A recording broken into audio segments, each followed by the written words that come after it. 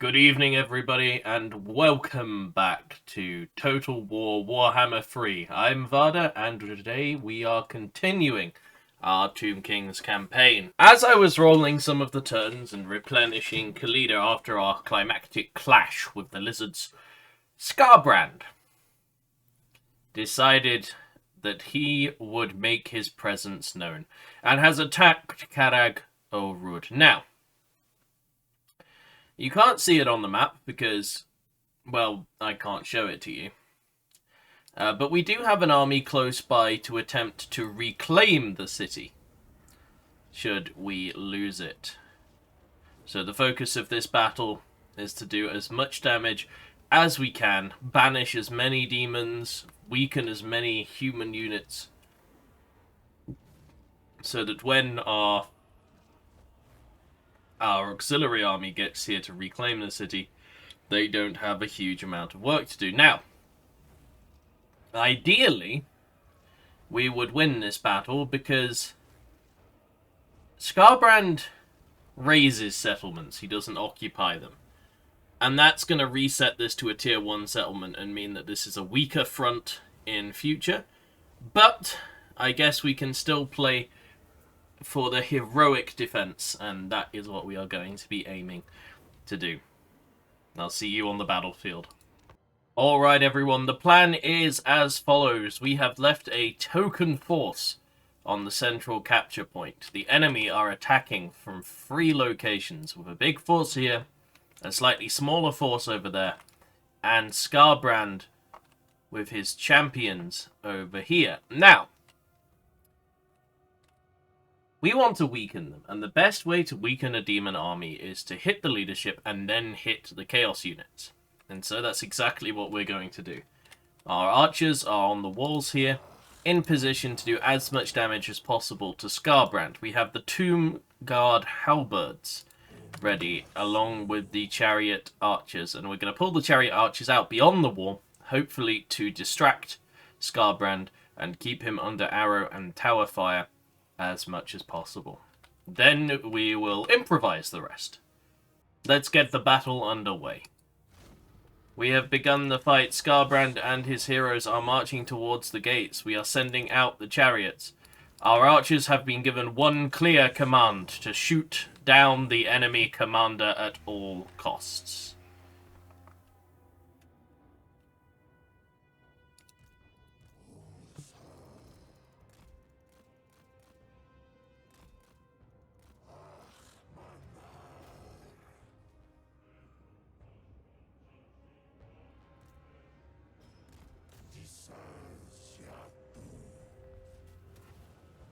I'm going to send the halberds out beyond the wall, actually. Start threatening him as well, because they'll do really well versus Skarbrand. Now, while that's happening, we don't need to pay too much attention to it, so I am going to launch our first Legions of Asaph through some of the Bloodletter units. We're going to go back right now. We're going to have a look at Skarbrand. Okay, so they are sending Harpies to the walls. I kept some Nehekara warriors at home expressly for this occasion. I do not want the archers disrupting here. It is their job to make sure that Skarbrand dies. Unfortunately, it looks like the Chaos Furies might be able to do their job better than I want them to. I'm going to try and pull enough spearmen here to surround Skarbrand. They've gotten a little stuck on the gate, and in fact Skarbrand appears to have got stuck in the gate. Whether or not we can kill him, I don't know. At this point, it's going to be tough. They're breaching the city in a couple of other locations. We can see that the first unit of archers there has gone down. The second one is being targeted. Our leadership is not doing terribly well, but we are still doing quite a bit of damage to Skarbrand. He is dropping. Whether it's enough, I can't say. Now, the good news is the Nehekara warriors did get onto the walls. They have been able to push back the archers just a little bit here. And I hope that we have enough arrows left to take out Skarbrand. I really do.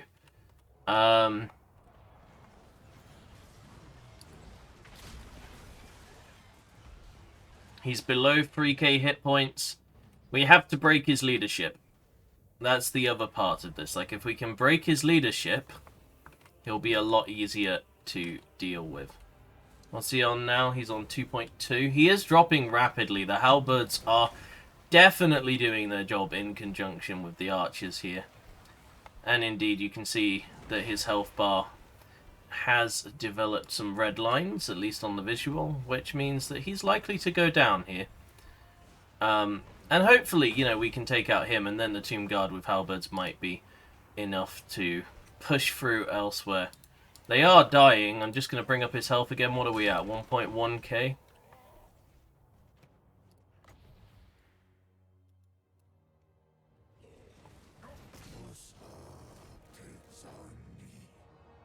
He's losing decisively in melee. The arrows are continuing to fall. We just want to see that burning effect start. I know I'm ignoring what's going on in the rest of the city, but quite frankly, what's going on in the rest of the city doesn't matter if Skarbrand survives. I need to see the health bar. I'm struggling so much without the unit details right now. 400 HP. The spearmen are coming out. The arrows are continuing to fall from the sky. I think he did his job, though. I think he did it more than enough damage here to win the battle for his faction. We're going to go buff up this tower here to a tier 4. We're going to put a tower here at tier 1. Now that he's gone down, let's see if we can get some of his heroes. But we do need to start pulling forces back now. There are exalted bloodletters, etc. to deal with, so we need to get all of our forces moving back towards the center here. I'm going to construct a trap barricade here. I'm not going to move my catapults to it, that's not the plan. Whoops. Catapults will get to focus the chosen warriors of Khorne. Looks like some bloodletters are coming down here. I don't want to engage bloodletters head-on with Nehekara warriors, because, well, Nehekara warriors will lose, so we're going to try and get the archers to focus them while the Nehekara warriors come in. I'm going to get the spearmen here just to hold on. Versus the other heroes, but you can see that we're very shortly gonna have a flank to deal with of these Forsaken. So the central platform is beginning to get run just a little bit against us right now.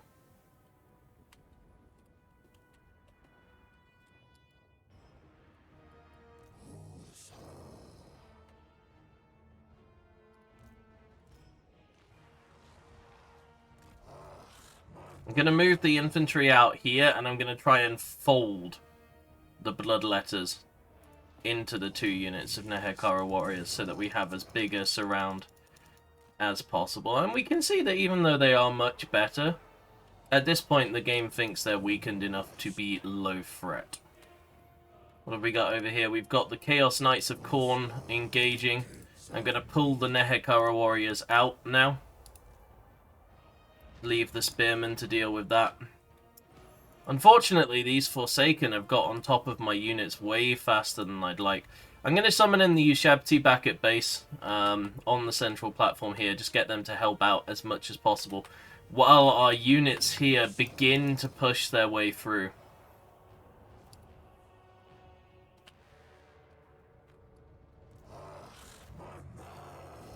I'm going to use our archers to assist the spearmen here, hopefully in taking out some of these heroes.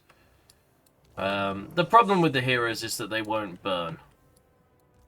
So in that sense, they're very difficult for me to deal with comparatively. Things that'll burn to death are quite nice for me because, you know, I don't have to worry too much about them. Unfortunately here, you know, we are just going to lose this battle. There is no real world in which we don't. And, you know, that's a bit saddening, but...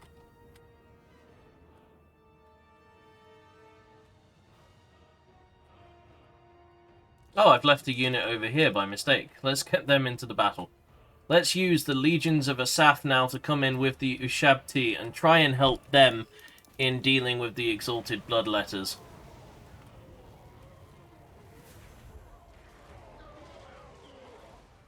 Because if we can burn a couple of units of Bloodletters with the damage we've already done to the heroes here, I think we'll be in a really good spot.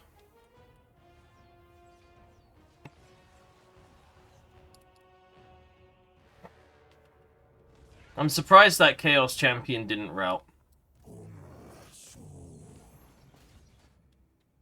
So now we just need to shoot him down as he attempts to leave. 423. Need another couple of volleys at least. Skeleton archers are so bad, man.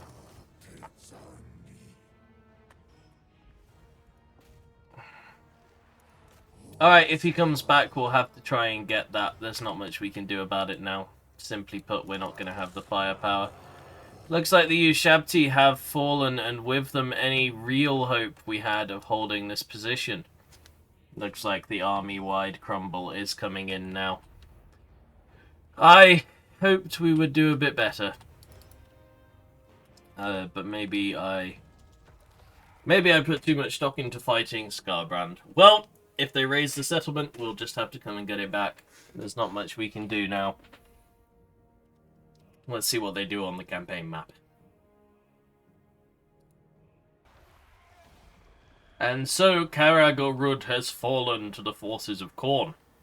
We were able to take out 2 units of Harpies, a unit of Exalted Bloodletters, and Skarbrand the Exiled. Oh, and they occupied it.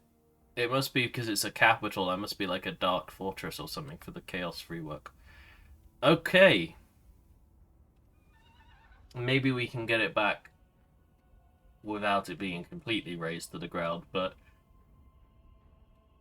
it will still be considerably lower than I would like it to be on tier. You're just going to go for reinforce the temple. We'll accept the loss of canopic jars. The army we're sending to reclaim it isn't bad.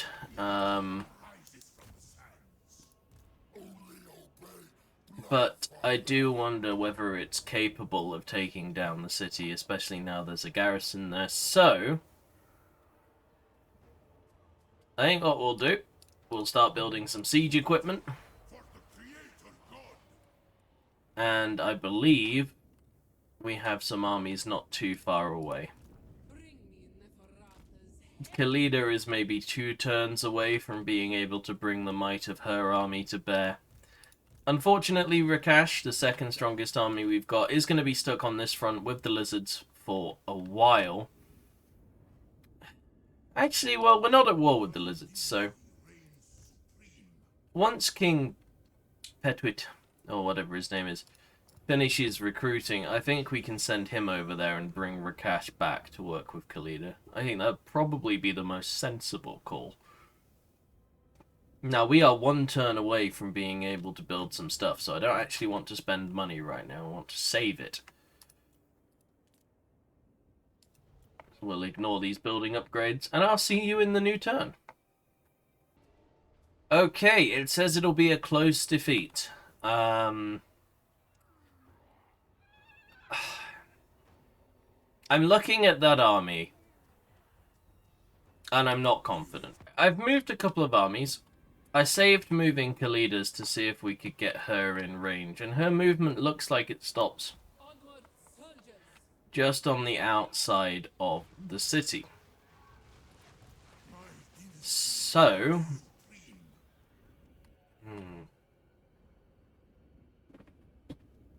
I'm a little bit hesitant to besiege with Jenna.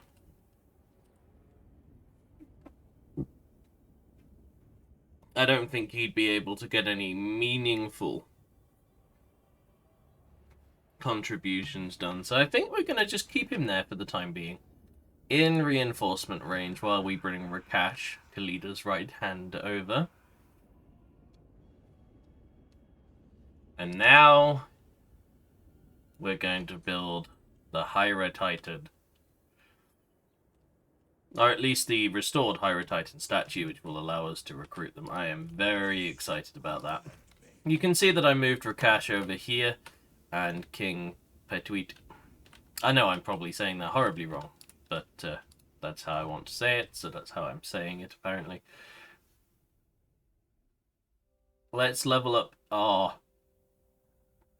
Lich Priest.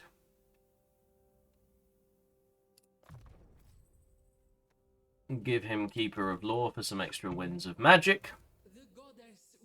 We'll give Keeper of Law to our other Lich Priest as well. And it looks like we can just drop some Ushabti upgrades here because this army has a lot of... Oh. Well, okay, I mean, it's faction-wide, it doesn't matter. Because we have a lot of Ushabti in another army. Alright, I'm going to roll the turn, and then we're going to see if we can reclaim Karag Orud from the Exiles of Khorne.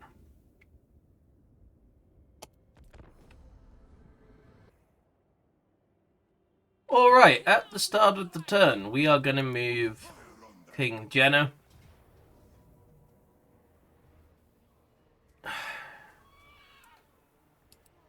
Nope, we're going to move Queen Khalida because apparently Jenna can't break down the doorway. I was hoping that I wouldn't have to use Khalida's movement, but apparently I'm going to have to. Get Jenna into reinforcement range just so that the auto-resolve is nicer to us. And because they decided to bugger off, it's just the garrison. Now, this has gone back to tier 1, but we have some growth. So let's get that up to tier 2. We can't build any of these, but I think we're going to go for the War Sphinx rather than the Necrosphinx. But then, of course, we can get rid of the Grand Ossuary later. We don't need any more growth in this province, really, apart from to rebuild Lybaris. We're going to continue putting our pieces where they need to be. Rakash is going to come up north to... Oh, they bumped into each other. Okay, Rakash is going to come up north to Khalida. And our auxiliary army is going to march to Tekosha to continue holding on to that province there. Now, this is where we have an important decision to make. I'm just going to start moving. Actually, no, I'm going to keep Jenna here. He can defend Karag Orud in future. This is where we have an important decision to make. The victory conditions that we have for our long campaign are to control the Black Pyramid, Khemri, Kasaba, Galbaraz. Basically, to give you a visual, it's to control, if you see my mouse moving, it's to control this area of the desert. In this sort of circle up here. And that means getting rid of Khemri at some point. Or allying with them, because I believe you can be allied with them, right? Hold 11 settlements, including the following.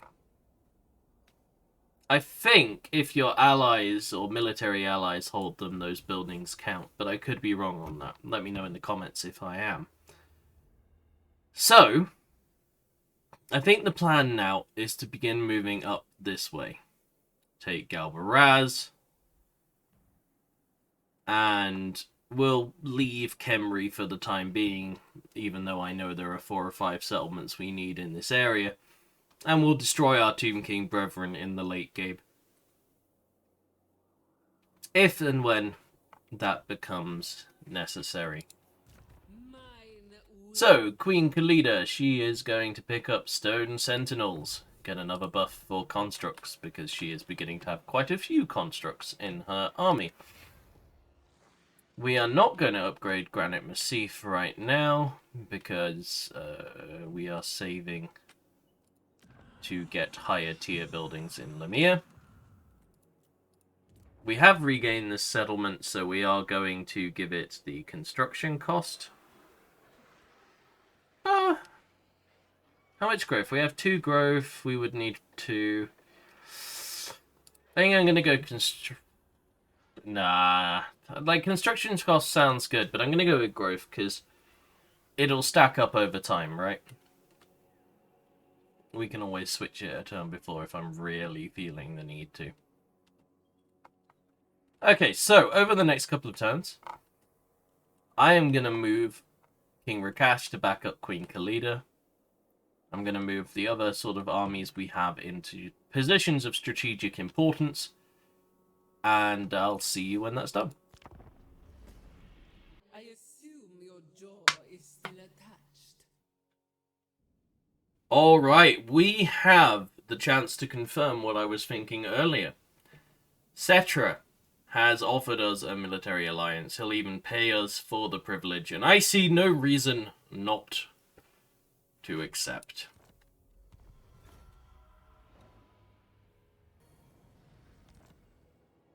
At the start of turn 83, I'm going to recruit a new lord, because we can now, and there's no reason not to. They don't have any downsides, but I am going to choose one of the lords from the dynasties we have researched. So, this is Skeleton Archer Chariots. This lord gives us bonus Ushapti capacity. This lord gives us access to an extra Kemrian War Sphinx. Has more armor, speeds up construction, and produces more trade. So, like, of the 2 of them, because we're going to be keeping this army largely at home, we are going to take Fitep of the 3rd Dynasty. Not only will he give us access to extra Sphinx, but he will empower us with faster building times and more tradable resources. We are going to build the restored War Sphinx statue. And then we are going to check our victory conditions. Now, I wasn't planning on doing this, but it does look like it doesn't count if our allies hold them. So, we are going to have a climactic civil war at some point during the campaign. But for now, I want to keep them on our good side. We need all the help we can get while we deal with Skarbrand, while there's a potential lizard threat over here in the west. So,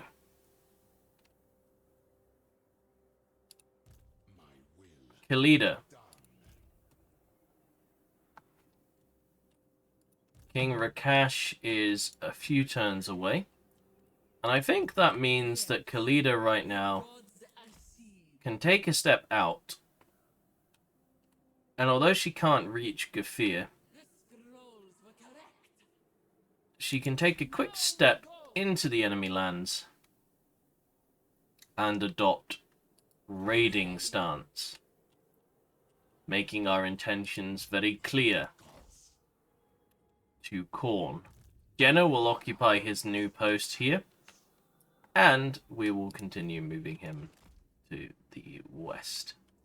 Let's see how Khorne responds to this new gambit. The turn was much more exciting than I anticipated, so no waiting around for us.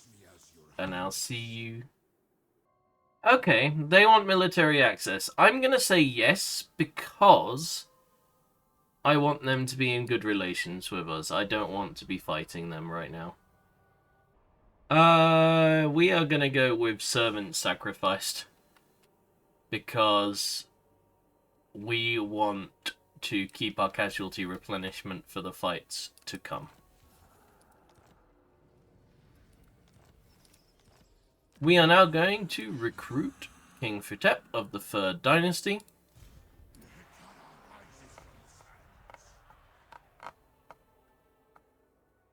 And we are going to look at giving him a fairly impressive army.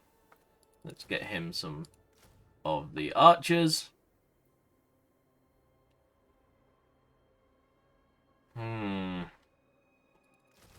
Let's give him a couple of Stalkers, the Necropolis Knights, 2 Shabti Longbows, and we'll see in 3 turns what else we can give him. But we are going to make him a strong army, because that opens up this front against the Skaven to us, should we want to take it.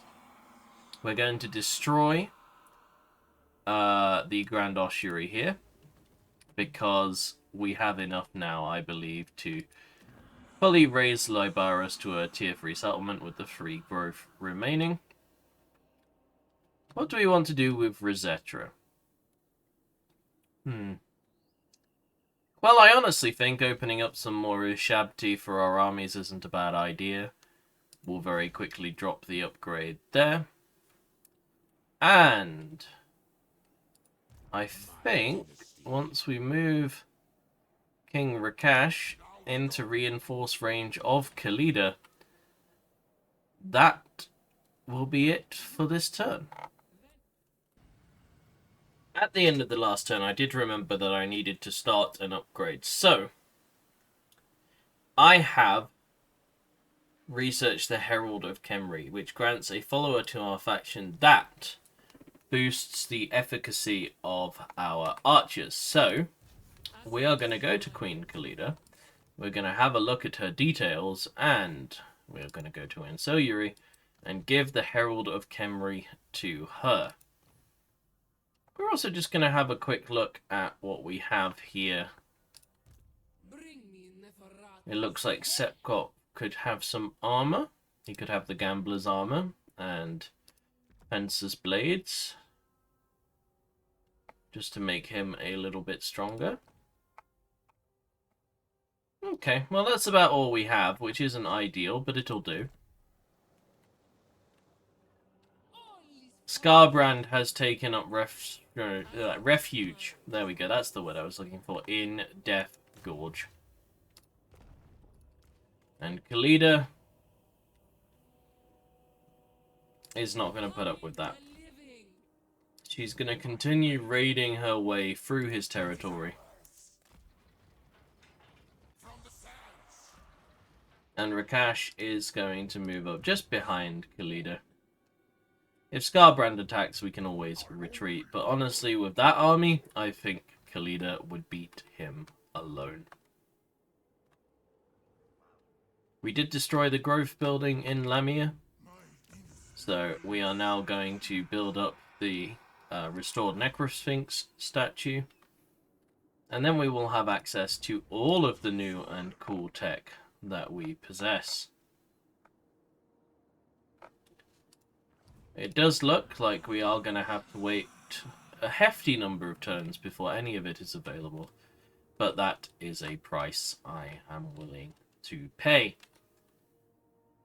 That's going to be it for this episode. Thank you very much for watching. Lots of admin, but we will start the next episode most likely with a banger of a fight against Skarbrand the Exiled in his capital city of Death Gorge. I'll see you all next time. Thank you very much for watching. Bye-bye.